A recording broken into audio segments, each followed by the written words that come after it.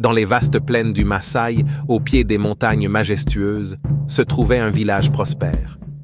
Là vivait Amani, une jeune femme au cœur noble, reconnue pour sa beauté et sa sagesse. Chaque matin, elle parcourait le village, apportant réconfort et sourire aux villageois, symbole de paix et d'harmonie. Elle portait des vêtements traditionnels colorés, ornés de bijoux qui scintillaient sous le soleil africain, symbolisant sa connexion profonde avec sa culture. Un jour, un conflit éclata entre deux clans rivaux, suscités par des malentendus concernant des terres et des ressources. Les tensions montèrent depuis des mois et une simple dispute déclencha la confrontation.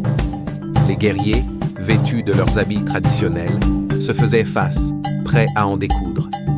Les anciens, désemparés, voyaient la paix de leur communauté s'effriter.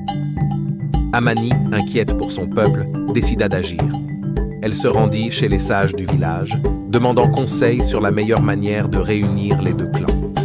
Les sages, impressionnés par sa détermination, lui suggérèrent d'organiser une rencontre sous l'arbre à palabres, un lieu où les esprits trouvaient apaisement et réflexion. Le jour de la rencontre, Amani se leva à l'aube. Elle portait une robe ornée de perles, symbole de sa détermination et de son statut de médiatrice. Sous l'arbre sacré, entourée des anciens des deux clans, elle parla avec passion. Souvenons-nous de nos ancêtres, de l'héritage qu'ils nous ont légué. Notre force réside dans notre unité. Si nous nous déchirons, qui protégera notre terre et nos enfants?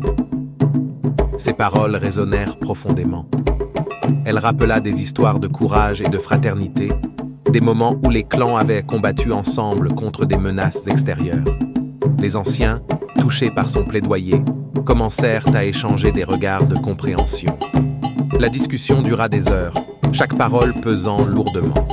Les chefs des clans partagèrent leurs griefs, mais Amani, avec douceur et fermeté, guida les échanges vers la réconciliation. Elle proposa des solutions pour partager les ressources équitablement, des rituels de purification pour apaiser les esprits, et des cérémonies pour renforcer les liens. Peu à peu, les tensions s'apaisèrent. Les guerriers baissèrent leurs lances et les visages se détendirent. Un pacte fut scellé, symbolisé par l'échange de bracelets traditionnels, symbole de paix et d'unité retrouvée. Pour célébrer cette réconciliation, une grande fête fut organisée. Les chants et les danses résonnèrent dessous le ciel étoilé, rappelant les échos d'unité des temps anciens. Les enfants couraient, les femmes préparèrent des festins, et les hommes partageaient des récits autour des feux de camp, renforçant ainsi le tissu social du village. Amani, au centre de cette paix retrouvée, devint un symbole d'unité et de résilience. Son histoire, transmise de génération en génération, rappela à tous l'importance de l'amour, de la compassion et de la paix. Elle devint une conseillère respectée, guidant son peuple avec sagesse dans les décisions futures. Sous l'arbre à palabres, entourée d'enfants joyeux, Amani continuait d'inspirer son peuple. Elle leur racontait des histoires de bravoure, de pardon et de réconciliation, unissant les cœurs vers un avenir commun, fondé sur la compréhension et l'harmonie.